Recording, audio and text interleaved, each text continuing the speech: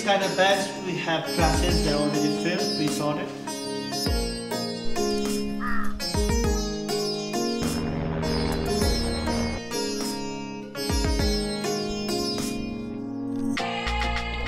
Mountain here is called Amadabam. Amadabam. The queen of the valley. Yeah.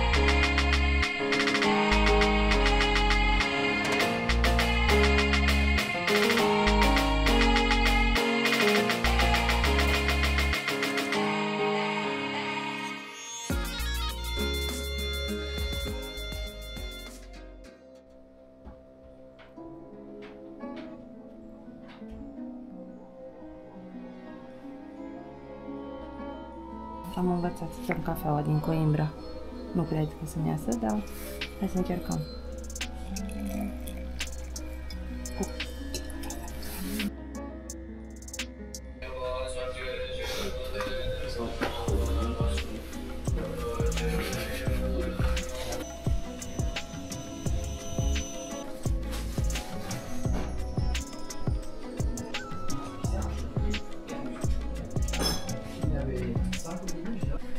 Ne-am oprit aici în Amci Bazar să cumpărăm bețe. Am găsit niște bețe la 1500 de rupii, ceea ce înseamnă, nu știu, 50 ceva de lei, 60 de lei.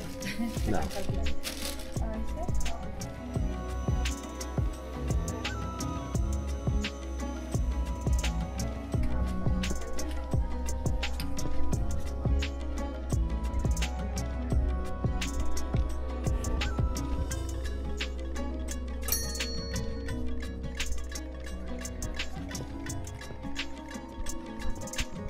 Ajungem la locul unde mâine o să o luăm înainte, iar azi o să o luăm sus spre Everest Viewpoint ca să ne facem aclimatizare.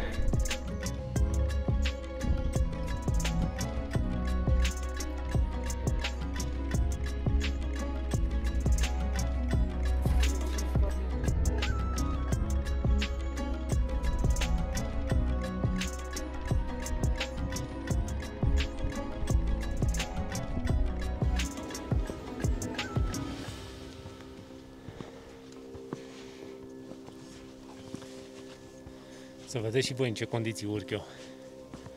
Cu toate astea pe față, cu ochelarii aburiți, cu căciula asta care s-a turtit în rucsac. Doamna, zice că e tibetan. Ah, Ce frumos. frumos, da. Tibetan traditional. Pe doamna avea brățări acolo, de toate, de vânzare. Da. Dar noi cum suntem pe buget. Plus că nu prea ne permitem să cărăm prea multe. Da, brățara puteai, da. Da. Hai că să și vede hotelul unde trebuie să ajungem noi. Suntem deja trecuți de 3700.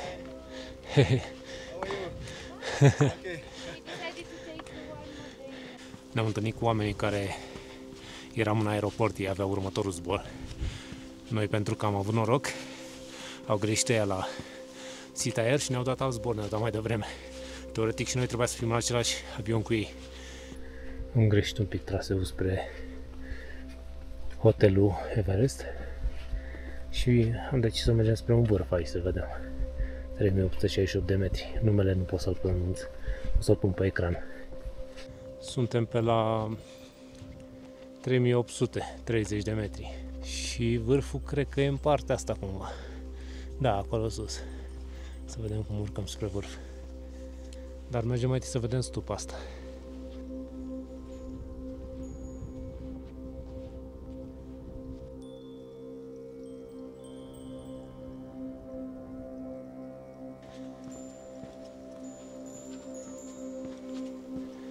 Namaste.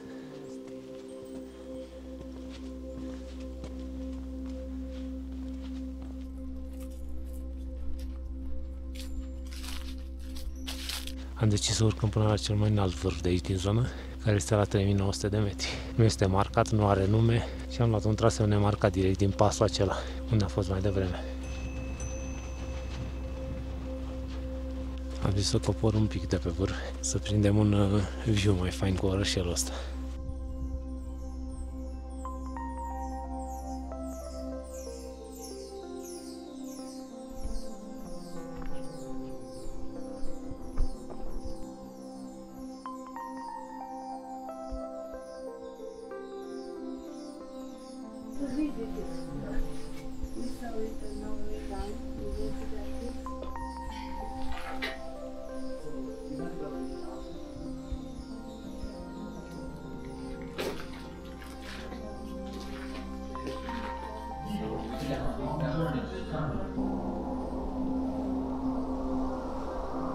Thanks to the mountains, Namche has gone from a small village to the hub of Khumbu.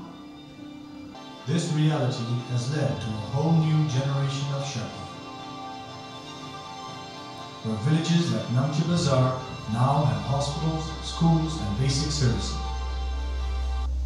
My name is Dawa Yankum Sherpa. I'm a climber, athlete, and the first Nepali woman to be an internationally certified guide. I'm grateful that people from all over the world come to see Nepal and all around mountains.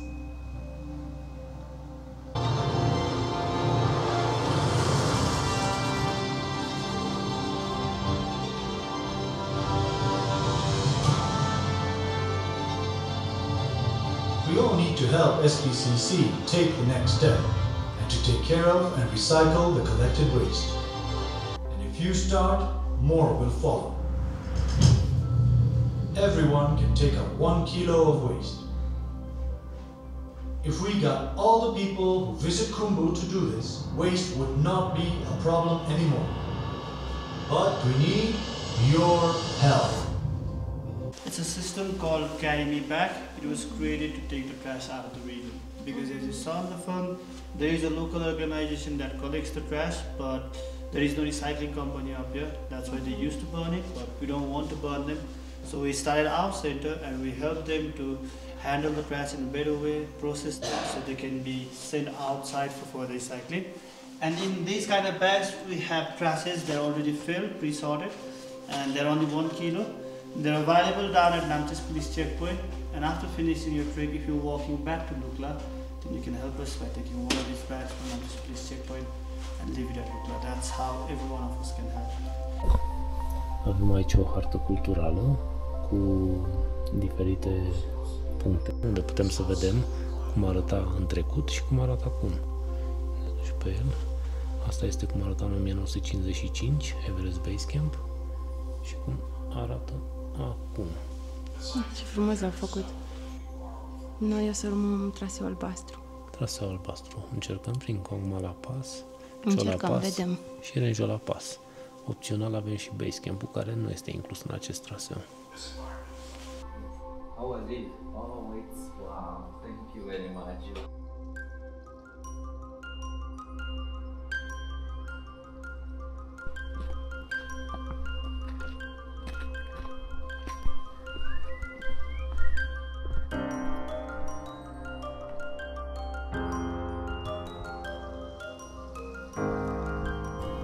Am intrat aici în magazin și altă sună am luat.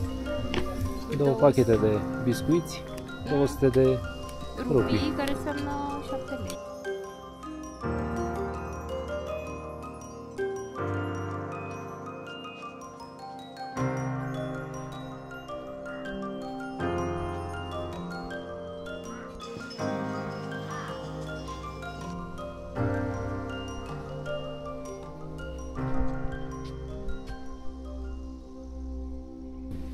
Aici ne-am trecut noi numele, să lăsăm un review în acest carnețel.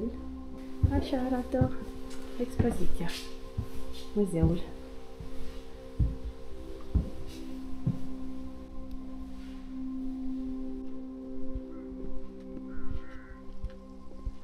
Acolo sus am urcat noi, așa că se vede pe filmare, dar la un moment dat sunt niște stegulețe. Acolo mi-am pierdut eu mânușile, sau cred că acolo este viewpoint-ul de unde avem noi multe filmări, iar mai sus am urcat noi, pe vârf, de unde s-ar fi văzut foarte bine Everest, Amada Blanc, dar ne-am prins ceață. Văd că acum s-a mai deschis puțin, dar nu știu dacă e suficient cât să vezi munții.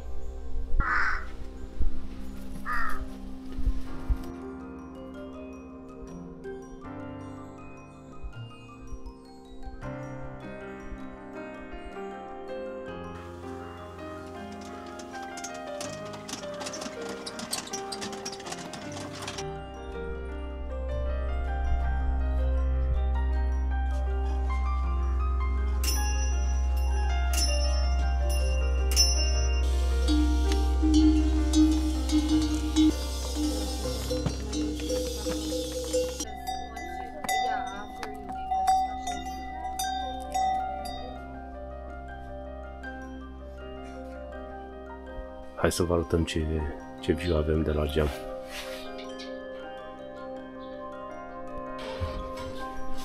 Plecăm și de la cazare.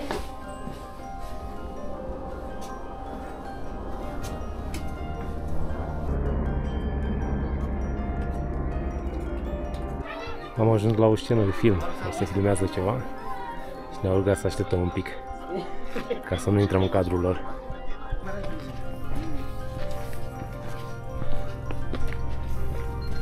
Ajungem din nou la intersecția de traseu, unde se desparte traseul spre Hotel Everest, iar noi o să mergem spre Tengboche.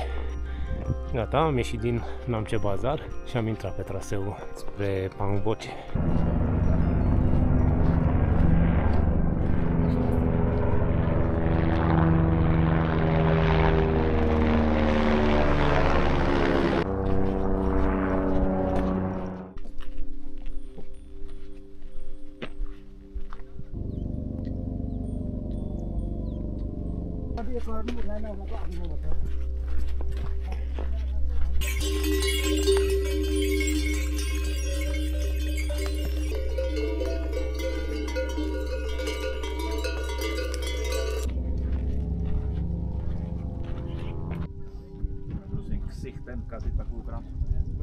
Aglomerație mare aici, la această stupă, și vine și o turmă de iaci.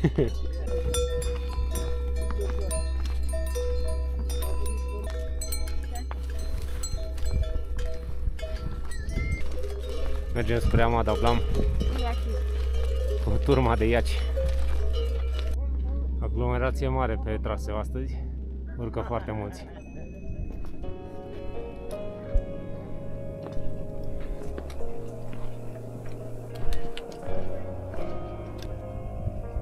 Vine turma de iaci.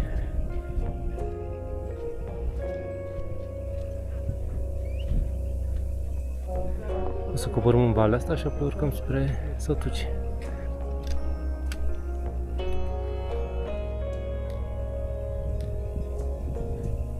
Hello! Namaste! Am ajuns într-o sătuc. Asta e principala lor sursă de venit aici, turismul.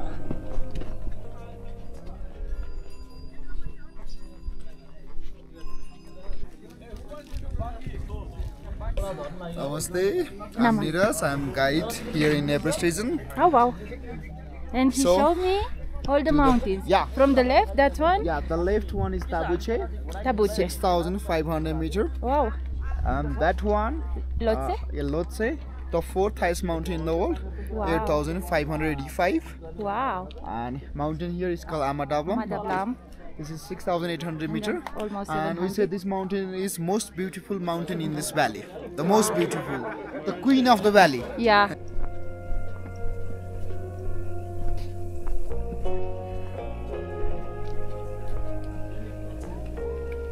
Aici se face traseul central spre Gokyo direct. O să mergem în continuare spre Tengboche și apoi Pangboche. Ne-am făcut prieteni pe aici. Am tot vorbit cu diverse grupuri de oameni și mergem împreună cu ei.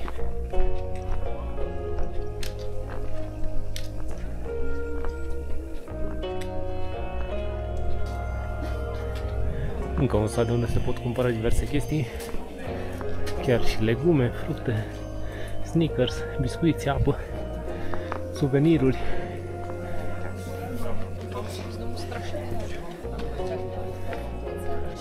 Multe din aceste bijuterii sunt făcute din oase de iac.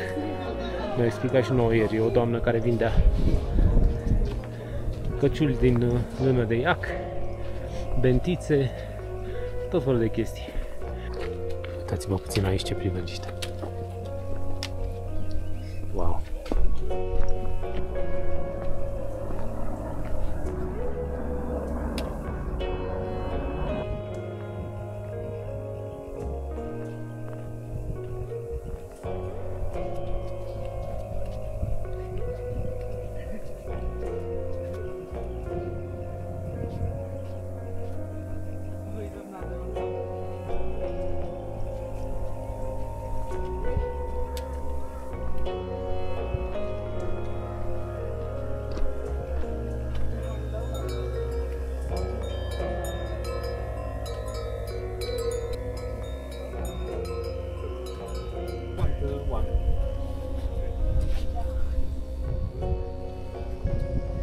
biscuiței. Ne-au plăcut nouă de la un magazin de mai jos din sătul Gola. I-au costat 200 de rupii nepaleze. Ia arată-i la cameră.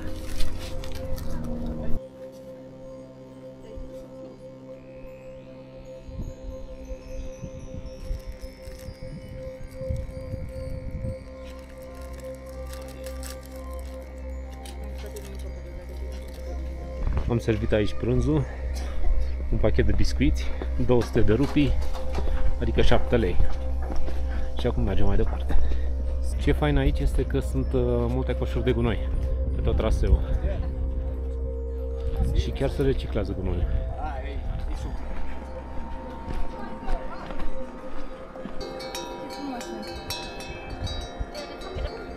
Tot coborâm așa de ceva vreme. Înțeleg că acum trebuie să ajungem la podul peste râu. Trebuie să ne oprim acolo un pic să luăm apă din râu, să vedem cum e și să o filtrăm.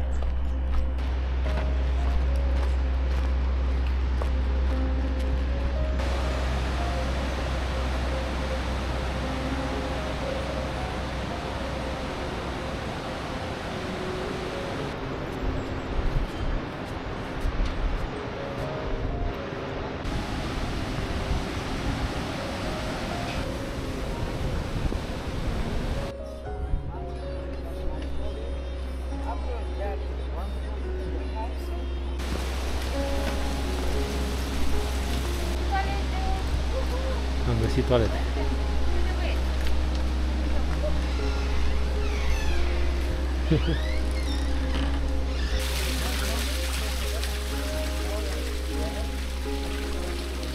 Acum vom avea o urcare susținută de 500 de metri până în Teng Boche. Se simte un pic lipsa oxigenului. Chiar și aici la 3300. Vedem mai sus cum o fi. Acolo se văd satele pe unde am trecut noi mai devreme.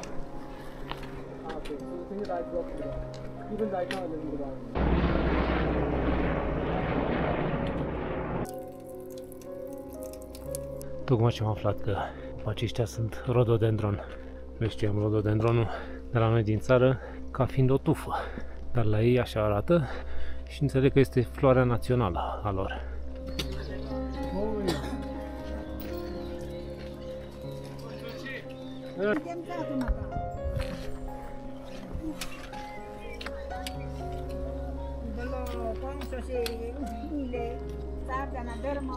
A început ușor să ningă, dar nu cred că se vede pe cameră pentru că ninge foarte încet. Ajungem și noi în Teng Boche la 3850 de metri.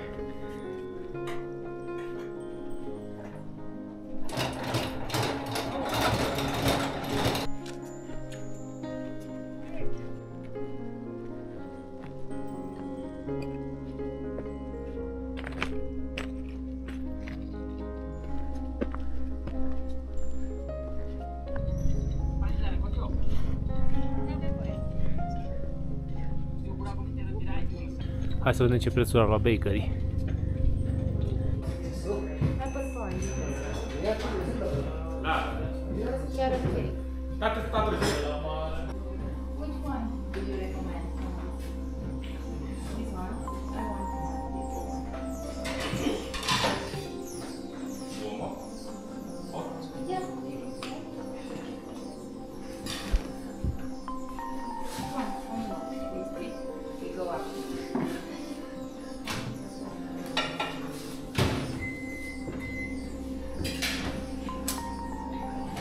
Am mâncat aici o prăjiturică de 700 de rupii și acum am plecat spre Pang Boche. Plecat din Teng Boche și începem cu coborârea asta. Să coborâm până pe la vreo 3700 parcă și apoi urcăm la 3900, urcarea finală.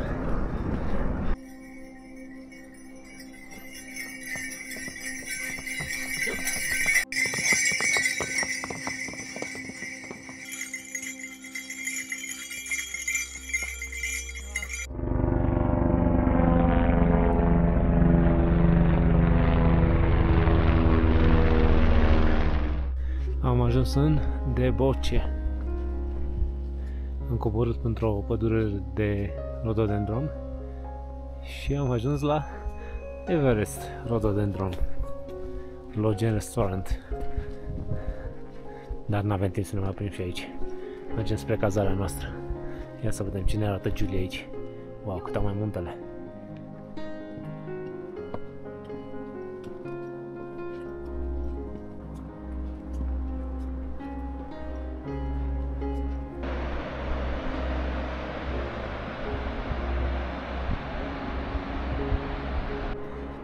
Ce avem noi aici? Ce-o fi asta? Varză? Conopidă? Hai Iuli, sărim gardul? Varză e asta. Și acolo mai în spate spanac. Ăștia sunt în pauza de cafea. Au rămas așa pe loc. Mai e unul mai în față.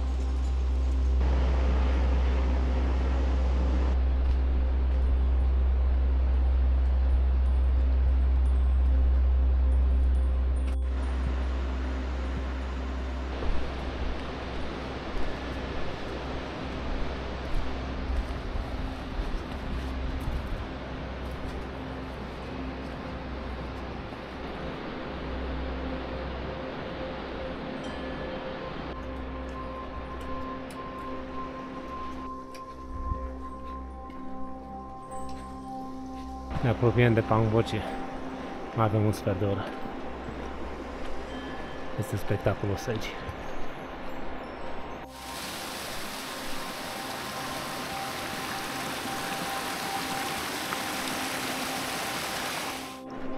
Și am ajuns la Pangboche. Asta este Mountain View Restaurant. Pangboche.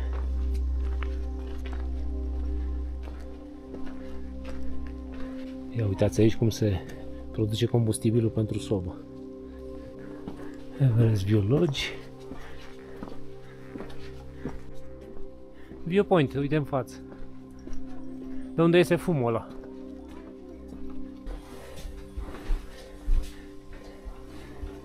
Ia să vedem, aprinde și lumina, Iulica.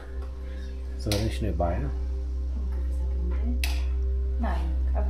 Asta e. Și camera. 113. E perfectă, I love it. Partea mea și partea lui Julie. Asta este. Hai la Dalbat!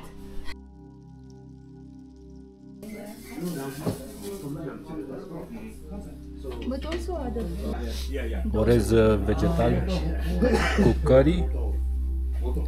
Julie are Dalbat. Și am cerut ceva picant. Ceva picant și ne-a adus niște de mori. Și chestia asta care mori, pur și simplu. Adică am pus un vârf de curculiță și e... Wow! Cel mai picant chestie care am mâncat în viața mea. Mi-a zis că e foarte picant. Că eu am cerut.